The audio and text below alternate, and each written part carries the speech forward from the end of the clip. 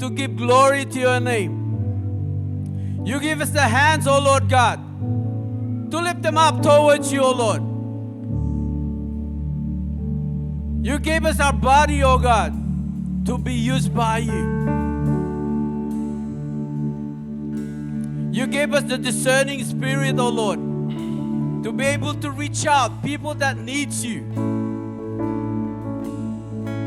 You gave us your word, O God, to be able to learn from you, to be able to lead other people to you, to be able to know you more, oh God.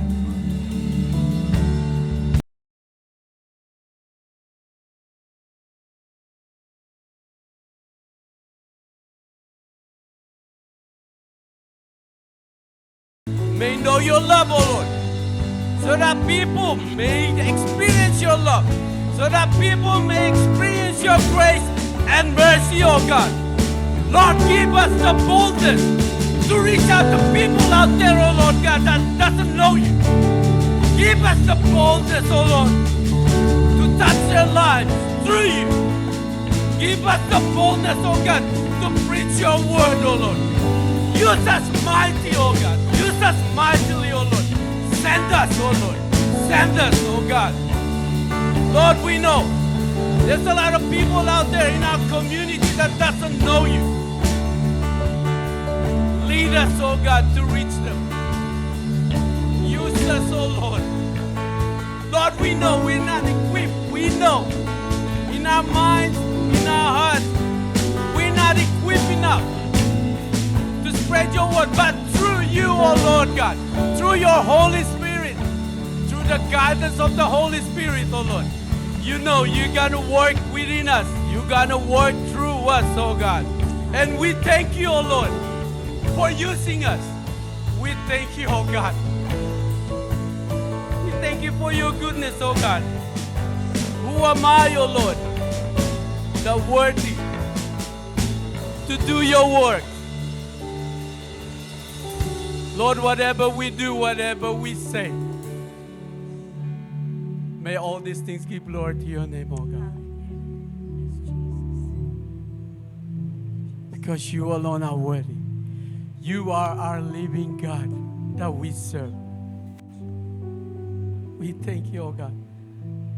The least we can do is we lift up our voice. We lift up our hands. We give our hearts to you.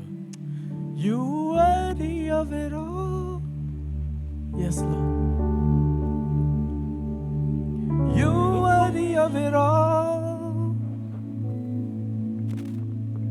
For from you are all things, and to you are all things.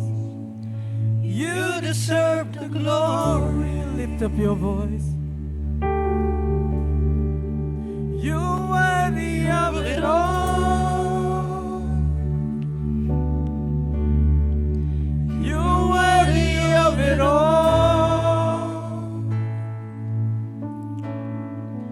For from you are all things, and to you are all things. You deserve the glory. Yes, Lord. Only you deserve the glory, oh God. Everything comes from you, oh Lord. The least that we can do is to say thank you, to acknowledge your presence in our lives, oh God. Father, we thank you for today. We thank you for your presence day by day in our lives, oh God. Not just at this very moment, but every day, oh Lord. We know that you live in our hearts, oh God. We know that you're guiding us in every step that we take, oh God. Father, thank you. We ask, oh Lord, that renew our mind, renew our hearts, and help us to focus only to you and giving glory to you alone. Father, you deserve all this. We thank you. We love you. All glory belongs to you. In Jesus' name we pray. Amen.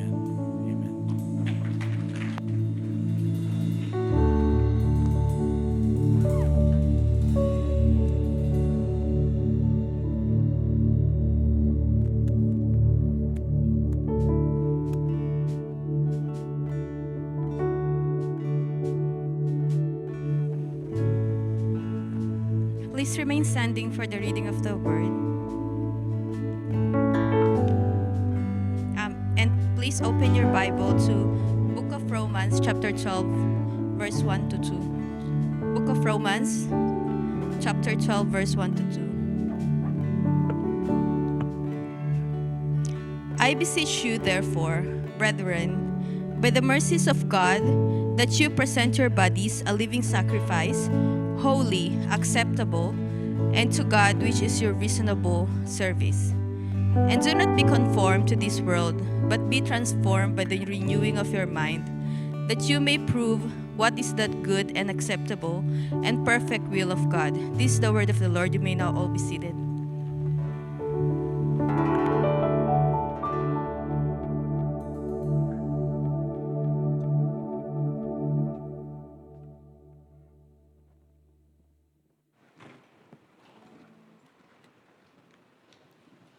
Good morning. How are we all? All good? Paki-check nga yung puso ni Jay at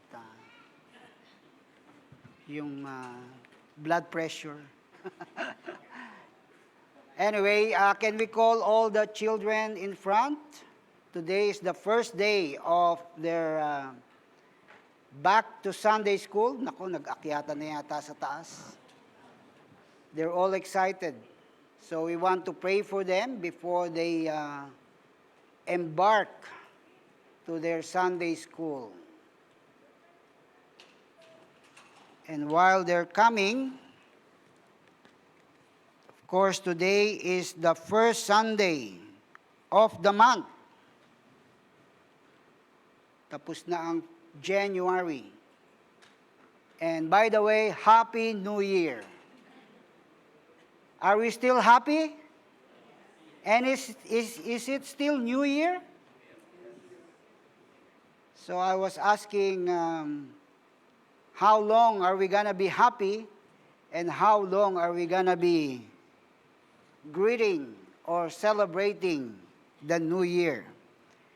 And of course, the theme for the month of February is renewal of mind, embracing transformation. So we will never stop talking about being new and being transformed. Ayan na.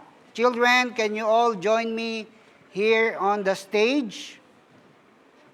So we can pray for you before you embark, before you start your Sunday school year.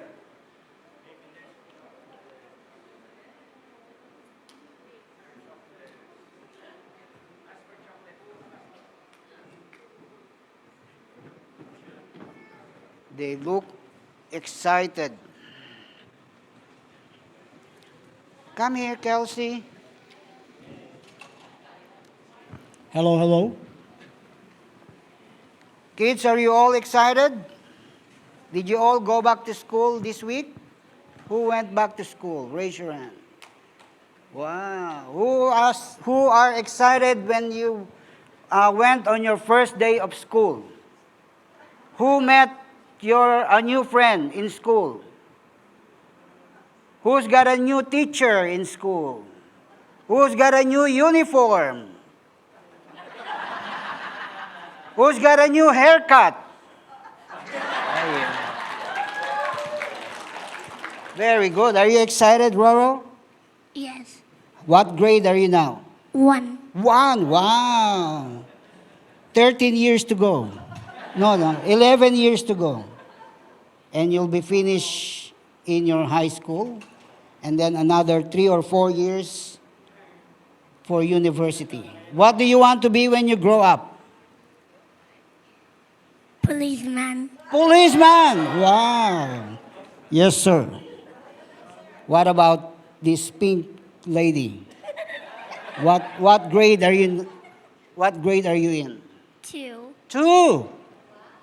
1 year ahead of Roro. So what do you want to be when you grow up? A teacher. Teacher. Dito naman. What about you? AO. Look at that. What grade are you now? 2. 2. Are you excited? Yes. So what did you learn on your first day of school? I don't remember. You don't remember? Next Sunday, remember it and then report it back to me, okay? I'll try. You try. Don't try, do it. All right. What do you want to be when you grow up? A scientist. Wow. Scientist. What field of science? Marine life. Knowing life. Very good. What about you? How old are you? 5. 5. What grade are you now? 1. 1. What's the name of your girlfriend? No girlfriend yet. He has 1. He has 1. Also him. Nagtuturuan na, mommy at daddy. Okay, all right. We'll talk about the girlfriend later. What do you want to be when you grow up? Rich. Rich. How are you going to get rich? Getting money. How are you going to get the money? Finding money. Finding money, all right. Okay, one by one, what do you want to be when you grow up? Actor. Hmm? An actor. Actor? She wanted to be an actress. Philippines, Australia, or Hollywood? Hollywood. Hollywood. She'll gonna be the next,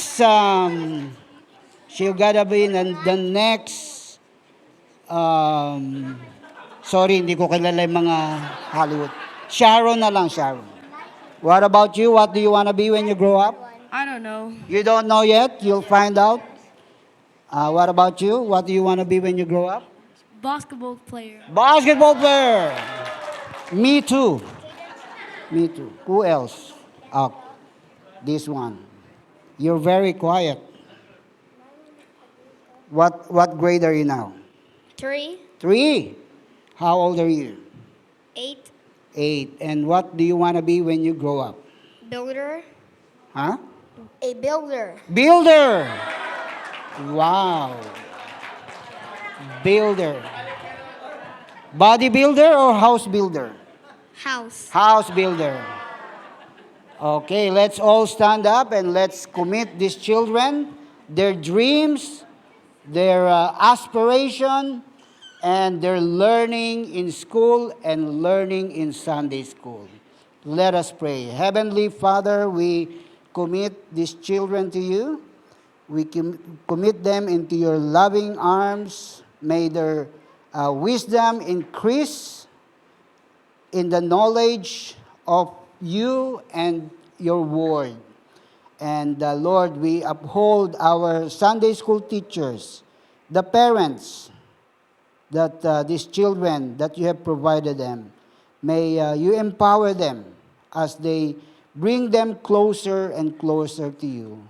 And Lord, we are so excited to watch your plans unfold in their children. May their dreams align with your plans and your purpose. And may they be an influence towards you with their friends and with their circles of influence and friends. We commit them to you. In Jesus' name we pray. Amen and amen. Thank you very much, children. You may now go to your Sunday school.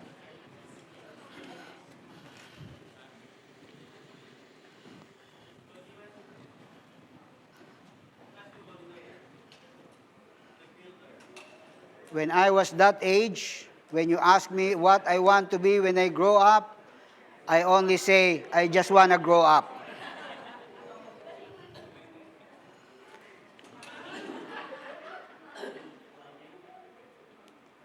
All right. Back to our message today. Have you heard of the saying, watch your thoughts, may they become your words? Watch your word, they become your action. Watch your action, they become habits. Watch your habits, they become character. And watch your character, for it becomes your destiny. Have you heard of this before? Yep. Of course, it all began in the mind, the thoughts. So from the thought, it becomes word. Of course, what's missing here is the heart, but the Bible says in between the heart, the mind and the mouth is the heart. For the Bible says, out of the abundance of your heart, the mouth speaks. So you will know what's in the mind of a person, what's in the heart of a person, by the words that you usually, normally, often hears from them. And of course, from their action, from the mind becomes word, and it becomes action. What they do, what they like doing. And of course, the action becomes habit. You don't have to think of it anymore. Like, for example, in driving.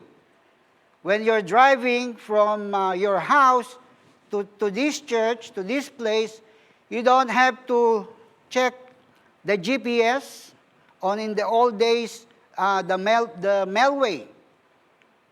It's automatic. You know exactly. As soon as you get into your car, no one has to tell you to put on your seatbelt. Isn't it? Automatic na, pag upo mo, kuha ng seatbelt, and then start the car, and you know exactly where to go. Because it becomes a habit.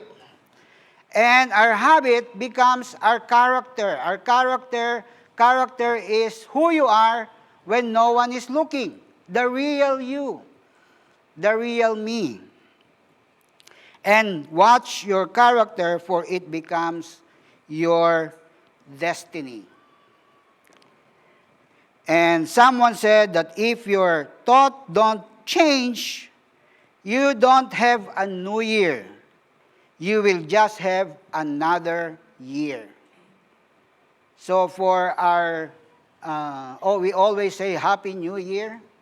And I always ask the question, are you still happy? Is it still New Year?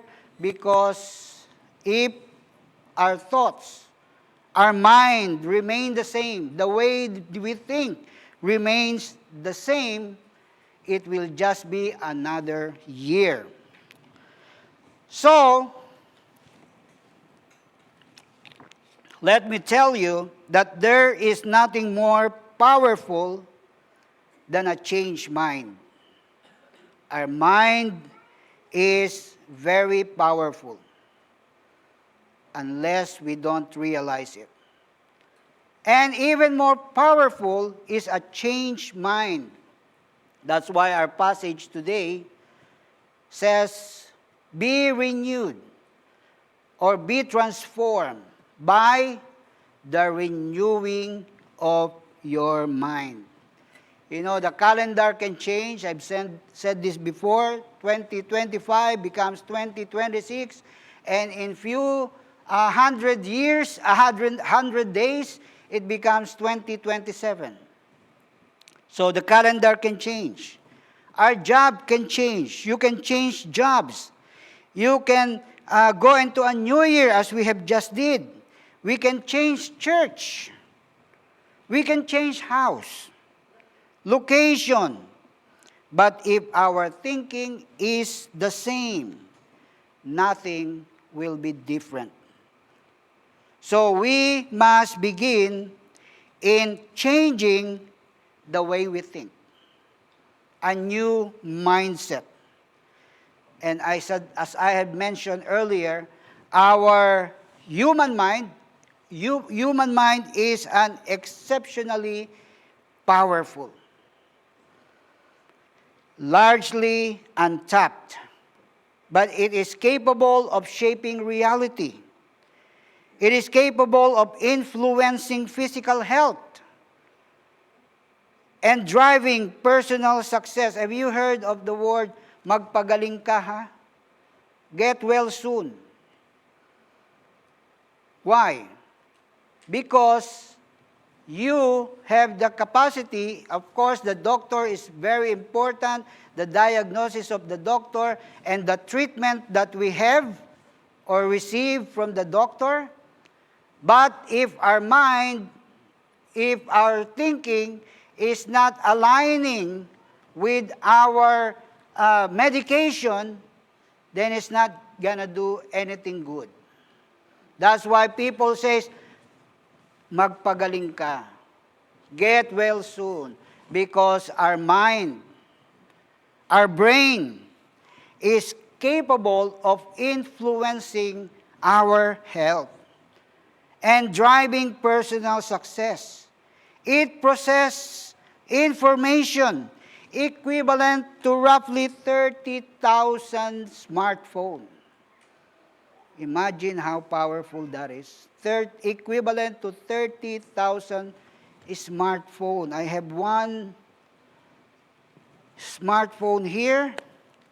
It's, I think it's iPhone 12. Ano na ba ngayon? 17 na yata. But still, it holds thousands of photos. I receive thousands of emails. I can go Facebook, Instagram, TikTok. I use this as my calendar for my appointments. I use this for my notes. And imagine our brain is equivalent to 30,000 of this. Imagine how powerful that is. And not only that, it is with 86 billion neurons capable of creating complex thoughts. What is a neuron? Asan ba yung gusto maging scientist dito? Kanina.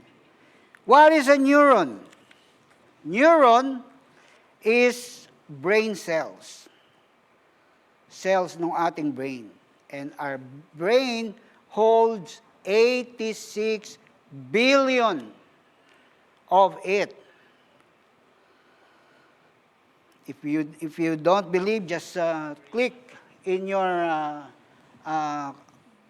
Google. I-Google nyo, neurons, and it will tell you you have 86 billion neurons in your brain. And it is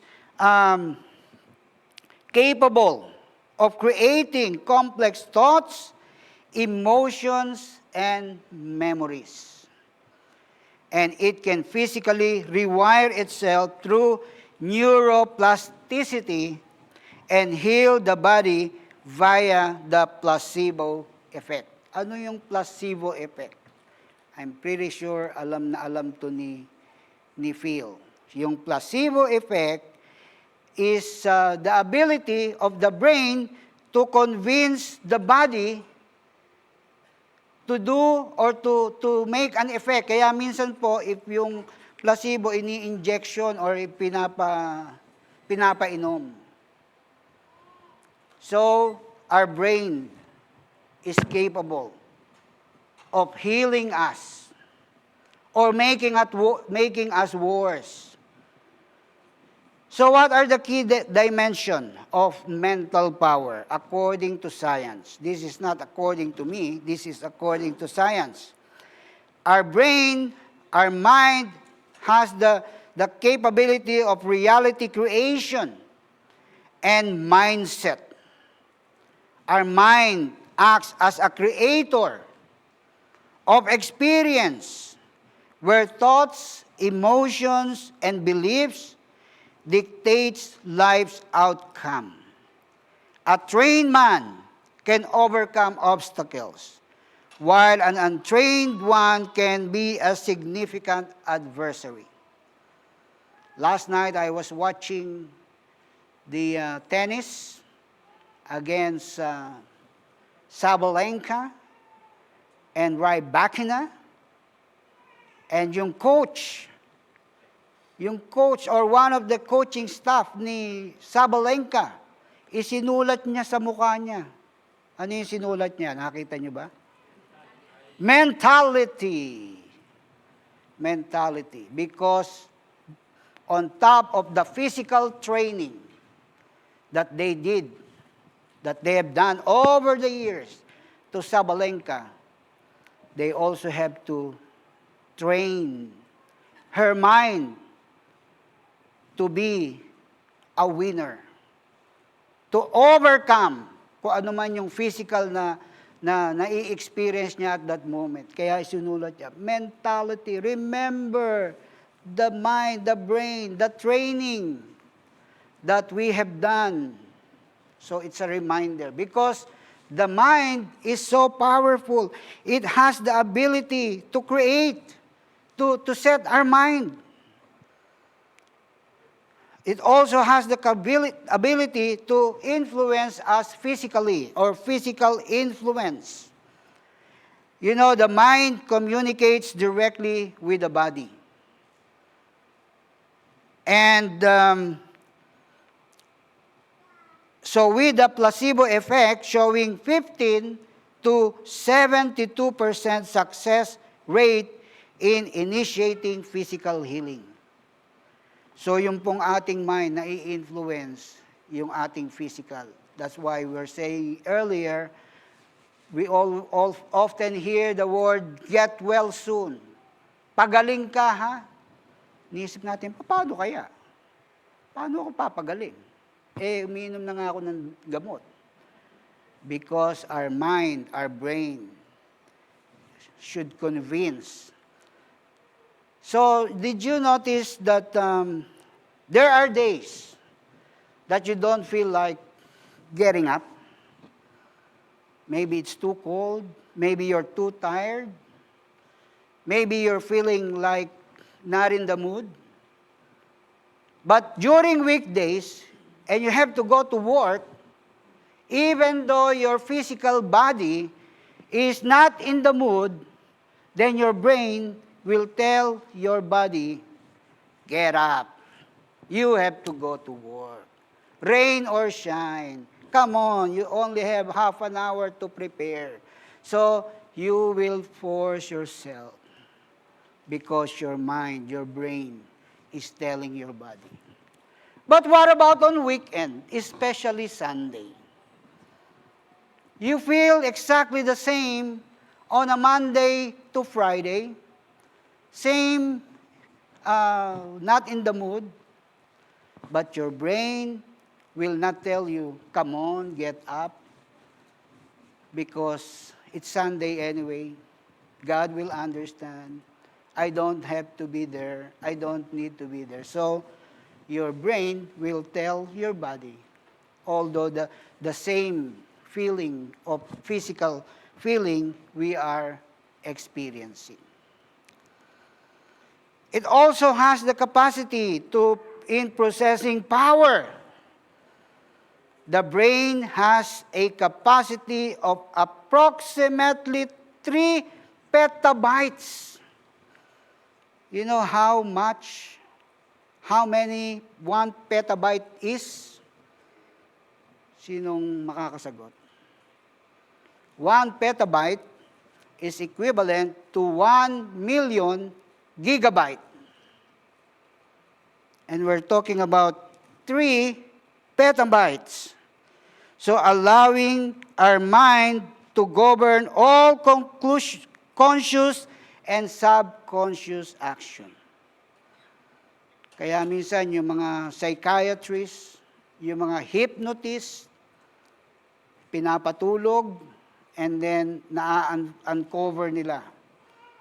So totoo pala yun. And then the neuroplasticity and adaptability. The brain has the ability to rewire itself, strengthening the neural pathways and adapt to new information to recover from trauma.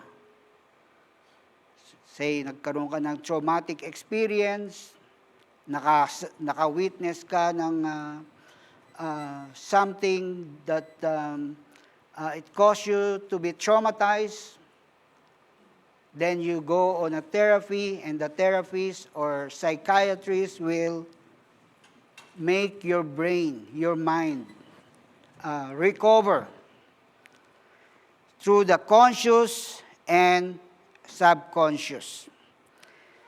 It also has the capacity for intent and focus, cultivating focus, calmness, positive thoughts pattern is necessary to leverage the mind's full potential. Subukan po natin na mag-lift. Have you ever lifted a refrigerator, average size refrigerator, yung one door? Subukan natin i-lift. We can't. But do you know, during, say, fire, you're able to lift that refrigerator? My sister was able to do that. She's gone with the Lord now, but one time nagkaroon ng fire near our place, few blocks away, and she was so nervous. Nagulat kami. Dala-dala niya yung refrigerator. And then after the fire, binabalik namin. We need few people to lift it up. Not because of the physical strength, but because the brain says, do it. The adrenaline was able to do it. So, beloved, ultimately, our mind, the mind is a tool that requires intentional training to be used for success, resilience, and personal growth, rather than allowing negative thoughts to limit potential. So very powerful. And the good thing is, it could be good or it could be bad because it is the greatest gift that God has given us, the freedom of choice. And that is our mind. So our passage today said, by the renewing of mind. We must break of those thoughts that holding us back. And the Bible is giving us a new perspective. Matthew 22:37-38, Jesus said, "You shall love the Lord your God with all your heart, with all your soul, and with all your mind." So the three element is there. So it's not necessarily in order. But the apostle, that Matthew is saying that Jesus has given us a very specific instruction. What is that? To love the Lord with all, not some, not few, not percentage, but with all our heart, soul, and mind. So it all begins, as we mentioned earlier, the first thing is you see it, or you hear it, or you smell it, and it goes to the brain. It goes to our mind, and the battlefield. The war happens there. That's why Satan is very interested in our mind. What's happening in our mind? Because it all begins in our mind. And from our mind, it goes down to our heart. And our heart is the center of our emotion.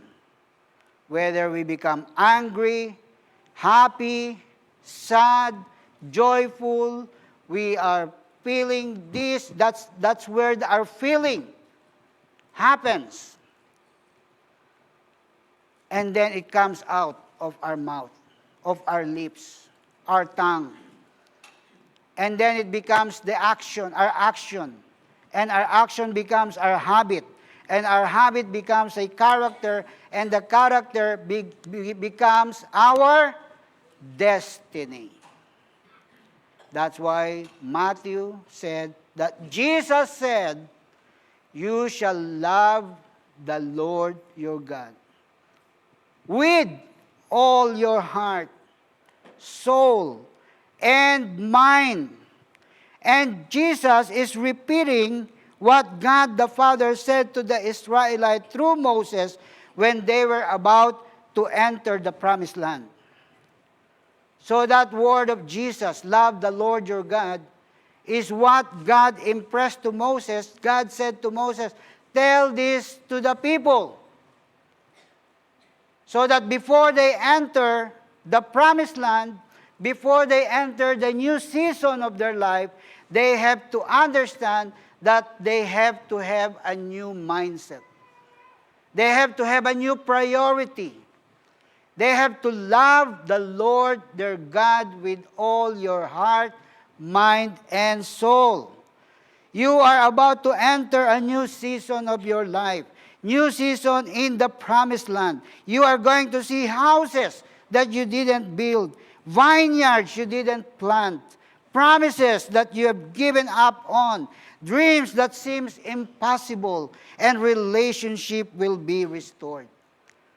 So if you are to enter a new season of your life, you have to change the way you think. You have to change the way you love. You have to change your character, your habit, because that will be your destiny. So as we are entering, we are in the second month of this year, God is saying the same thing to us. Love the Lord your God with all your heart, with all your soul, with all your mind. We have to be transformed first and foremost in the way we operate our mind. You know what is the most communicable disease in the world today? It's not COVID. It's not even shingles. It is our thoughts. Because that thoughts can come out of the mouth. And you know how a bushfire scattered? Just because of one tiny spark. Proverbs 23 verse 7 says, as a man thinketh, so is he. Whatever we are thinking, that will become us. You know, there's a story about this baby elephant, and I think some of you have heard this before. This elephant, baby, ganyan pa lang siya, cute. It's very, this elephant wanted to walk around, roam around. And because of that, the trainer put a chain on the legs, one of the legs of the elephant, and chained it into a big, strong pole so that the elephant will not be able to move. But as the year goes, maliit na yung chain, pinalitan na lang po ng isang simple rope. Maliit na rope, tinali ulit. But the elephant grew bigger and bigger and bigger and bigger. But same thing, that they didn't change the rope on the elephant legs. And the elephant didn't realize that all he needs to do is just small flick like that, and that rope will snap. But because his mind was trained since he was small, he said, oh, I won't be able to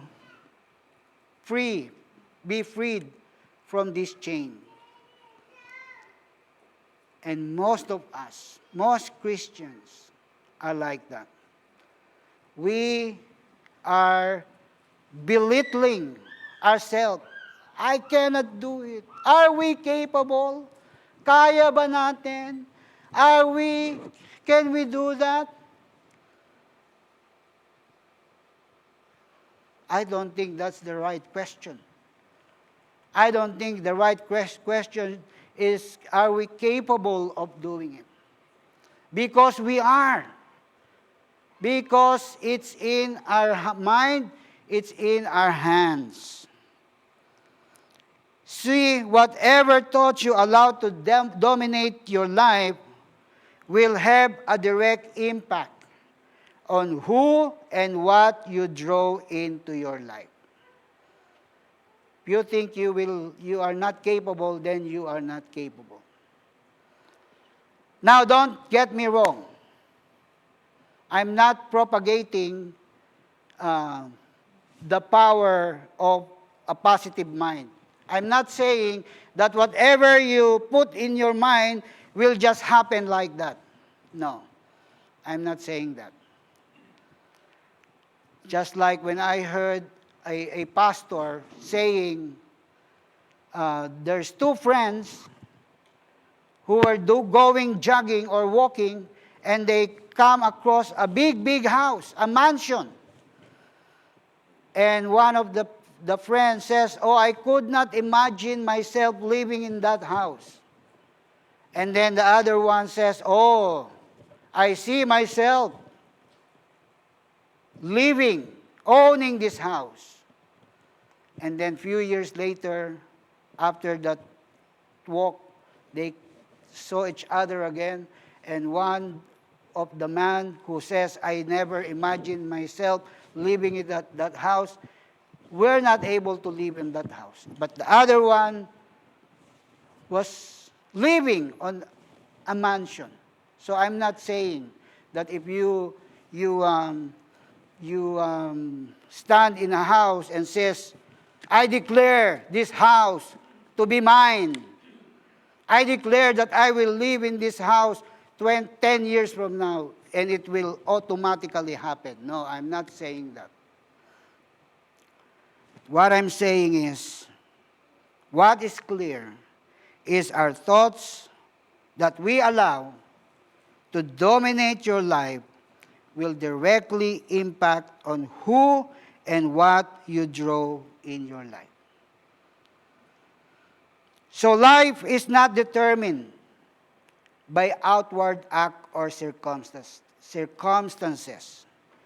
Each of us create our own life by our thoughts, by the grace of God. Marcus Aurelius once said, our life is what our thoughts make it. Ralph Waldo Emerson said, man is what he thinks. Of course, these are all biblically based as what we have read earlier in the book of Psalm. As a man thinks, so is he. A single thought will neither make nor break a life, but a habit of thought will. We cannot think defeat and be victorious. If you want to be victorious, claim the Word of God that says you are victorious. So what set a man apart from all other form of animal is the ability to think, to reason, to improve ours a lot. And of course, the greatest undeveloped asset in the world today is our ability to think. Because the way we think determines how we live. And if we say every day, I can make it, I'm going to get up, I'm going to be on time at work. Sino dito nagsabi na, I want to be late at work? Wala, di ba? No one made it a purpose intentionally to be late at work. But because you set in your mind, because you're afraid of the consequence, so you have set your mind to get up at this particular time. Say your work is 6 o'clock, you wake up at 10 to 6. Tama ba yun? Of course not. You wake up at least 1 hour earlier. So you have set your mind. So you will never be any better or higher than your best thoughts. Thoughts are transforming power released in our lives. That's why the Apostle Paul, in our passage today, be not conformed to this world, but be ye transformed by the renewing of your mind, that ye may prove what is good, acceptable, and perfect will of God. So I encourage you, I challenge all of us to take charge of our thought life. To be in charge of your mind. Don't allow the devil to take charge. Of course, all this is by the grace of God. So let me share with you 3 F.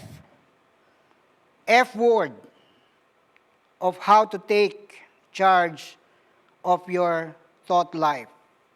First one is to fix. Everyone say, fix. Fix. Or focus. Put your mind into one direction. Napakarami pong influence everywhere. But if we focus, we fix in Jesus, as says in Hebrews 12:2, looking unto Jesus, the author and finisher of our faith, who for the joy that was set before him endured the cross, despising the shame, and has sat down at the right hand of the throne of God. We are not to let our mind wander all over the place, but rather we are to take command of it and choose positive thoughts over negative ones. Just focus on Jesus. You know, back in the Philippines, few years back, there's a caption that became very famous. WWDJ. What would Jesus do? In fact, it became popular here as well. What would Jesus do? Just ask that simple question. What would Jesus do? What would Jesus say on this situation? So focus on Jesus Christ. Second F is filter. Everyone says filter. I have a question. Ka Roger, if I serve you food and a drink, and I tell you, Ka Roger, by the way, I put a small drop of mouse poison. Konti lang naman. Will you still eat it? And by the way, yung Coke Zero na sinerve ko sa'yo, I may put a small drop of cyanide. Will you still drink it? Of course not, because it's contaminated. So filter means we have to filter what comes in our mind. We should not let negative thoughts, dirty talks, ungodly talks comes into our mind. We have to filter. And if it makes in our brain, somehow in our mind, straight away, remove it. So filter. So what are you feeding your mind? If it matters what we feed our physical body, many diseases we have today, from cancer, heart disease, to whatever sickness comes from what we put in our mouth. Improper diet, isn't it? A minute in our mouth, lifetime effect in our body. Lagi po yung sinasabi nung aking sister, "Brother, don't eat that. It tastes good, but it's a minute in your mouth. Brings lasting effect in your body." Konti lang namang chicharon. Konting taba lang naman. But if it matters in our body, it matters in our mind, in our heart. So filter. So fix to Jesus. Filter what comes in. And then the last F is feed. What are you feeding your mind? You know, si Christy, before, whenever we'll do a long drive, lagi ako merong kutkutin, chicharon, chicharon bulaklak. But for the past few years, she's been preparing healthy food.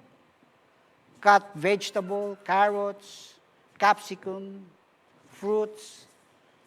At yun na ngayon ang aking kinukutkot habang ako'y nagda-drive. Kaya kita nyo naman. See the effect. Ayaw mo na. So what we eat, not only what we filter, more so what we feed our mind. It matters what we feed our physical body. Of course, it matters what we feed. Improper diet. It is a fact that eating the wrong things can hurt you. But it is not enough to stop eating the bad as is.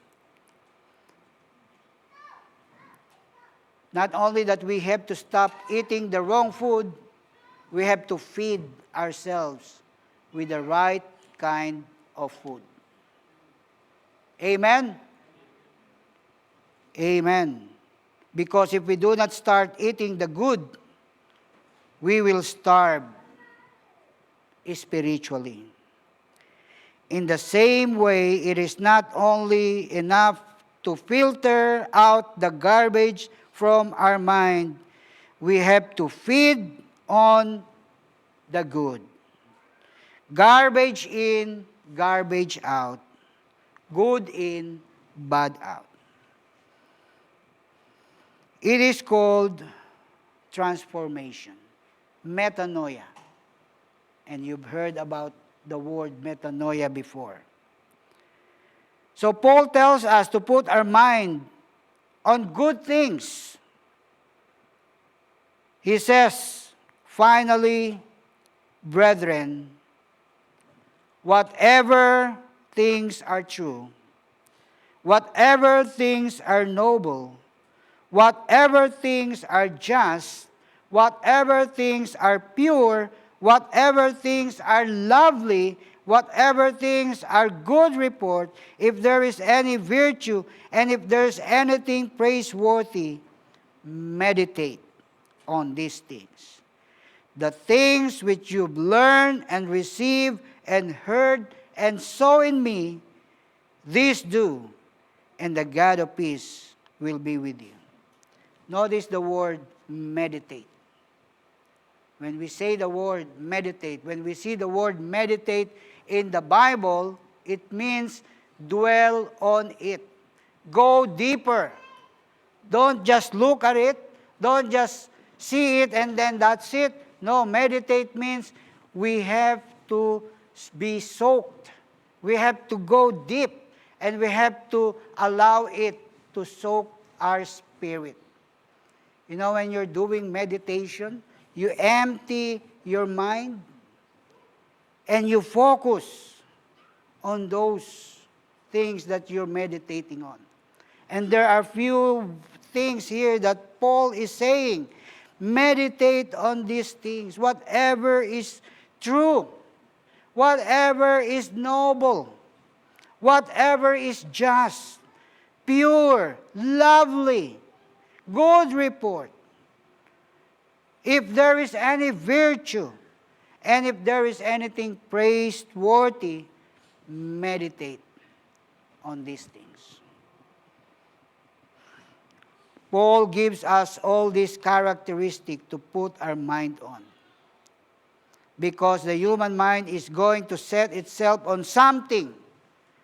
We have the tendency to entertain all things. That's why Paul is saying, do not be conformed with the pattern of this world, but be transformed by the renewing of your mind. And Paul is saying, meditate on these things. Dwell. Go deeper. Focus. Because he wants our mind to be on the things that are honoring and pleasing to God. Christian mind, our mind should be on thoughts that are worthy to be taken before the Lord our God. Metanoia, complete change. So how are you transformed? By the renewing of your mind. By the revival of our mind. So Paul does not simply say, now I want you to no longer think of any bad thoughts. No. He instead goes on the positive thoughts. He says, I want you to think on good things. Not only that you stop thinking of bad things, but I want you to think of good things. Think of good things. You look at your brother, your sister, find good things on them. In every situation, find good things. When we see the rain, oh, it's good, we need the rain. Oh, it's too hot. Well, wonderful, I experience. Nung kailan ba yun? Last Wednesday, it was so hot. 45 degrees. And then nag-brown out pa sa amin. We don't have electricity. We can't even watch the Korea novela. But it's a good thing because me and Christy just look at each other. For 5 hours. Hanggang nakatulog na lang ako. Paggising ko, may kuryente na. Nakatulog ulit ako. Nagising ako, wala na namang kuryente. Tinignan ko ulit si Christy. Parang Korean. So in every situation, in every person, think, focus on the good thing. Hindi yung bad thing. Because for sure we will see bad things with each other. You look at me, you might find it difficult to find bad things, but you will. But focus on the good thing. This church is not perfect, but look for good things. In your school, in your work, find good things. So Paul is not simply saying that I don't want you to think of bad thoughts, but he instead goes on positive. He says, I want you to think on good things. Get rid of the negatives, bad thoughts, unhealthy things from our mind, and substitute it with the positive. That is the kind of help the Bible is giving us. It does not say to stop thinking of bad things that are dragging you down in your Christian life, but let your mind be on exalted thoughts, worthy of praise. Think of the things that are good and honorable. That is the positive way Paul gives us to keep our mind right before God. Ang dami na pong nangyari ng January. And it seems that it's no longer making me happy. February seems to be getting old already. It's not new anymore. But it has to be sustained until December and beyond. And the way to do it, Paul says, our message today says, renew your mind by the renewing of your mind. Change the way you think. Because the way you think will become your word. And the way that your word becomes your action. And your action becomes your character, and becomes your habit, and becomes your destiny. So it starts with a changing and transforming of our mind. So you want to be happy, not just happy, but joyful. And you want every day, every month, new, be transformed. Starting with our mind. Let us pray. Heavenly Father, we thank you. We thank you for your grace, your mercy.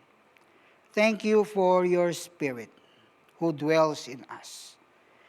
Thank you for the challenge that you have given to us to get rid of all the bad thoughts, the negative thoughts, the thoughts that hold us back, hold us down. But rather, Lord, replace it with honorable thoughts that is worthy of your praise, of worship in you. In Jesus' name we pray. Amen and amen.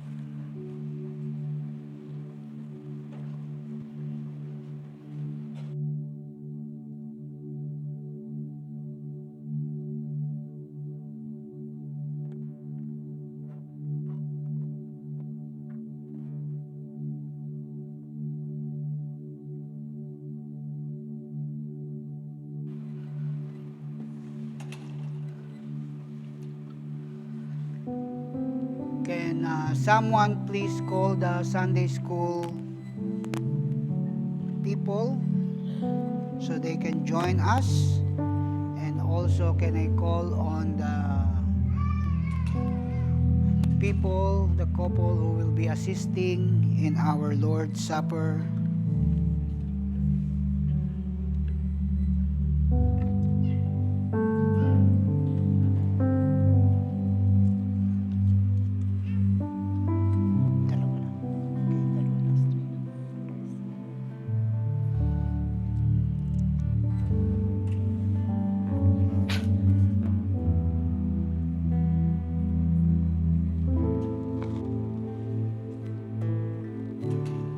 All right, shall we all stand and make way in the middle aisle? Grab a cup.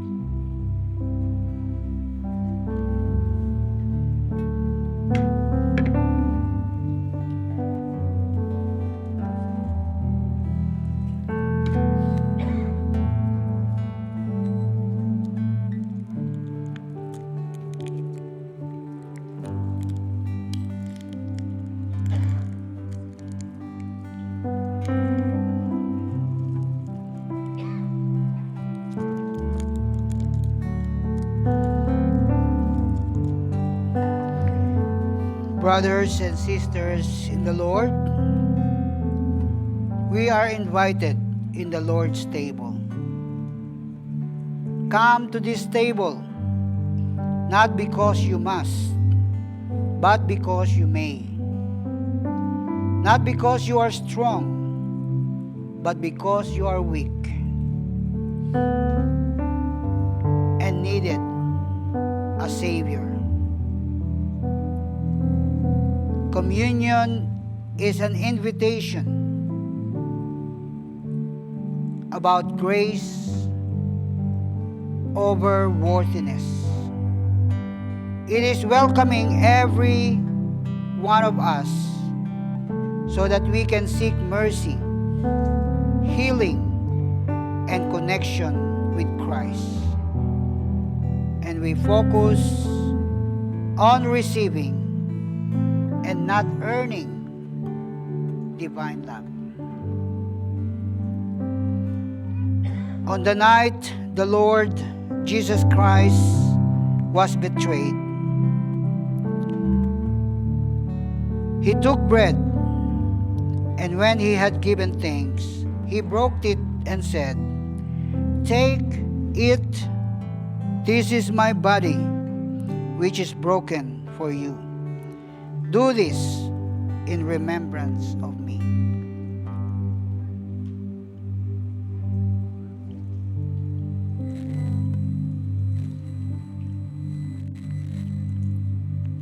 In the same manner, He also took the cup after supper, saying, "This cup is the new covenant in my blood.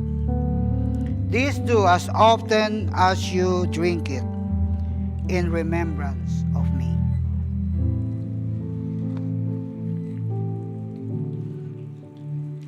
For as often as you eat this bread and drink this cup, you proclaim the Lord's death until He comes. Let us pray. Heavenly Father, we come before your table, O Lord. We heard your invitation, and we come around your table. We are not worthy. We are not strong. We are not perfect. But we are recipient of your grace. And we seek mercy. We seek healing to those who are sick. We seek connection with you for those who are disconnected. And we focus on receiving and not earning, because none of us can earn your love. Your love is great, and nothing can change your love for us. And as we have declared today, partaker of the body and blood that symbolize the body and the blood of our Savior, we also, Lord, declare today that we look forward to that great moment that we will see Jesus face to face. In the name of the Father, and of the Son, and of the Holy Spirit. Amen and amen. Thank you very much. You may be seated, and those empty cups will be collected. And also every first Sunday of the month, we collect our mission offering. You can give it through putting it in an envelope and just put on the red bag in the foyer. Thank you.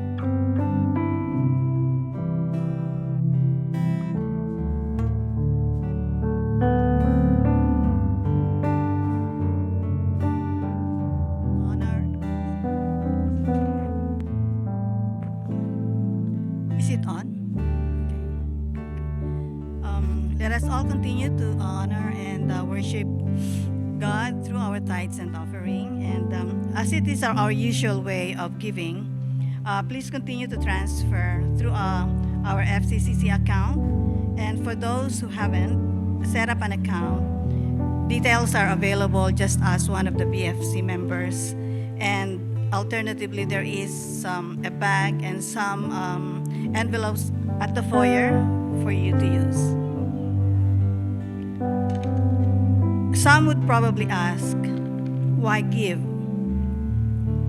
For countless reasons, and here are some of them. We give because it's an act of worship. It is an act of obedience. Because we've been blessed abundantly. Because we are grateful and we are thankful. And above all, we have a God who never fails to keep His promises. In 2 Corinthians chapter 9, verse 8, it says, "And God is able to bless you abundantly, so that in all things at all times, having all that you need, you will abound in every good work." Let us pray. Lord Jesus, our Savior and Redeemer, we thank you for being our Father and our main provider. We come to you with hearts full of gratitude for the abundant blessings you give us each day. We acknowledge that cheerful giving is not an obligation, rather a joyful act of worship. Help us to understand that our giving is an expression of our obedience, our deep love and honor for you. We pray that our church needs are met, our mission accomplished, and our desires to reach out to people in need are fulfilled.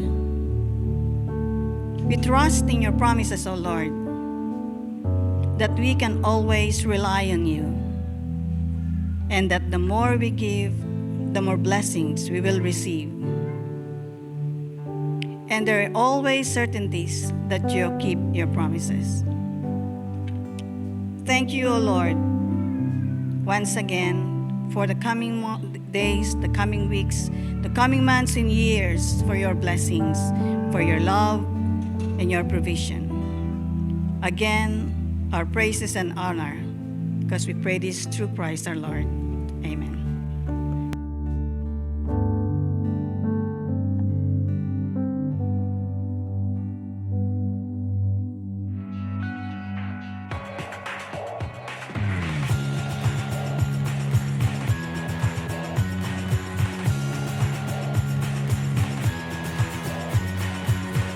Prayer meeting every Friday starts 7:30 p.m.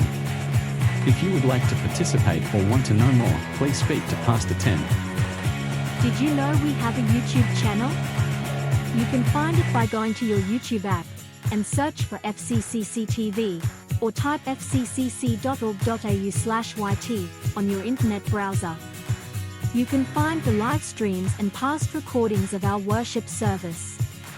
Please subscribe if you haven't done so, and share it to your family and friends.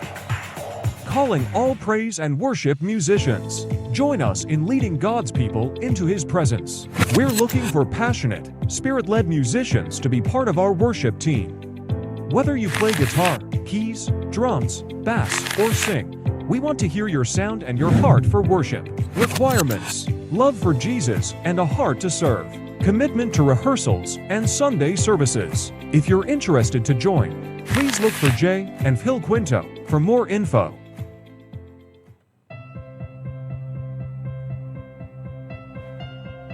Mission: to make disciples who know Christ deeply, live faithfully, and serve wholeheartedly in their calling. Vision: to see every child and family experience hope, purpose, and transformation through Jesus Christ. Core values: compassion over comfort, service with excellence, faith that moves, stewardship and accountability, community over isolation, starts a relationship today that changes lives. You can help release a child from poverty. Become a sponsor today. Please see and contact Sam Pascual at 0411732055.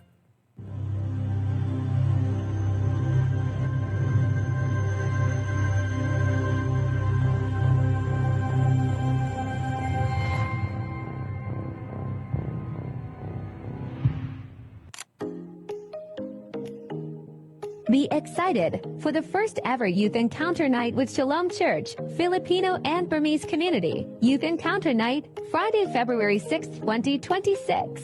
At 7:30 p.m., Faith Christian Community Church. Bring your friends and be excited.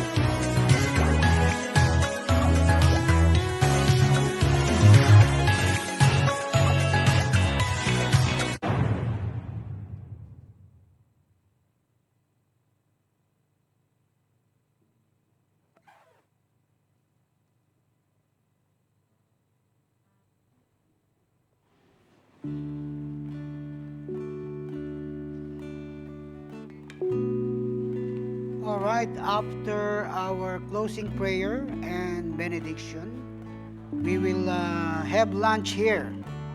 So, yung pong mga men, can we help set up some tables here? Because we will do the meeting and the lunch together at the same time to save time. And we need the PowerPoint and microphone so that we can listen and hear more for our congregation meeting. It's a continuation from last Sundays, in particular the proposal to call Pastor Dan as our associate pastor. So yun lang po ang ating agenda for today. All right, let's all stand and let us close in prayer and benediction. Thank you once again to our praise and worship team for leading us in our worship today.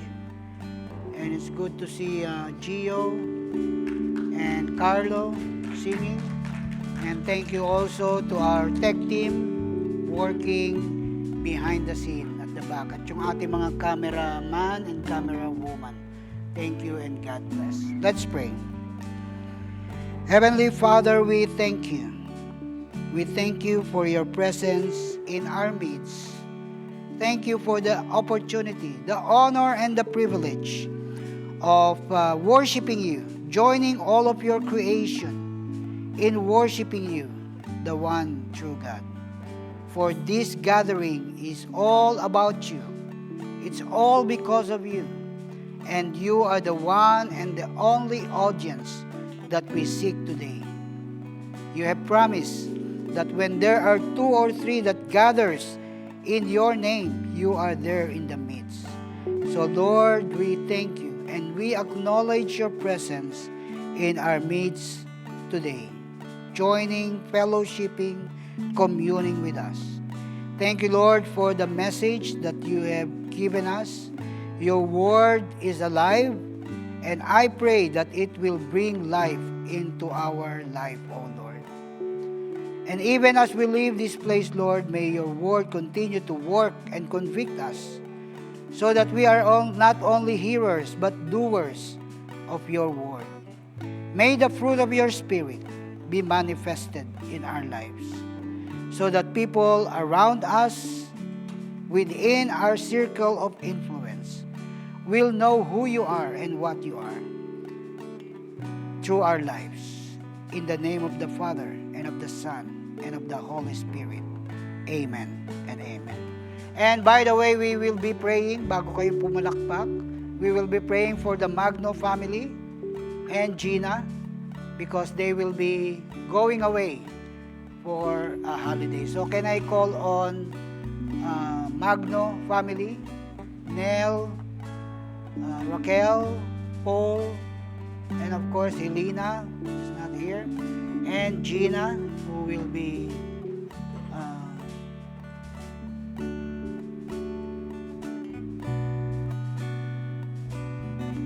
anyone else who will be traveling interstate, overseas.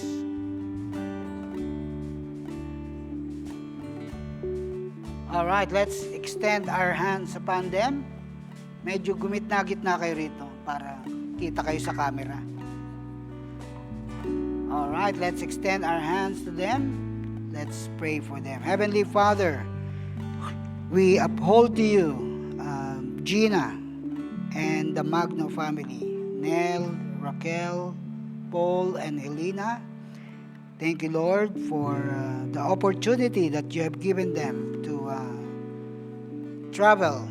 Gina in the Philippines and the Magnos in USA and Mexico and Hawaii. Thank you for the provision, and we pray, Lord, that your presence will be upon them. Your traveling mercy will accompany them. You will keep them safe at all times. You will prepare them physically, mentally, emotionally, and spiritually. And that every place their feet step upon and their hands touch will be blessed. People around them, people that they will encounter, will be blessed because of them. Overflowing blessing will come from them, and allow them, Lord, to enjoy and serve the purpose of their holiday. And you will return them safely in this place. May every transportation, may it be air, land, sea, will be protected by your traveling mercy and safety.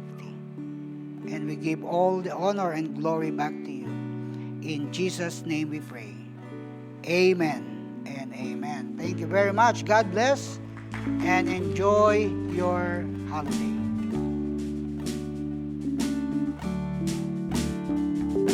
Praise your name. In every moment I will choose to sing. With all I am, in every breath I take, I praise your name. Sing it again. I praise your name. In every moment I will choose to sing.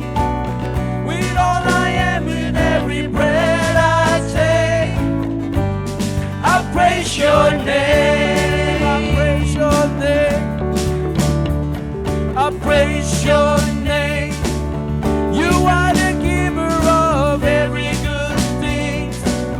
With all I am, in every breath I take, I praise your name. Sing it again. I praise your name. I praise your name. In every moment I will choose to sing. With all I am, in every breath I take, I praise your name. I praise your name. I praise your name. You are the giver of every good thing. In all I am, in every breath I take, I praise your name. I praise your name. I praise your name. We praise you, Lord. All glory belongs to you. Good afternoon, everyone. God bless you all.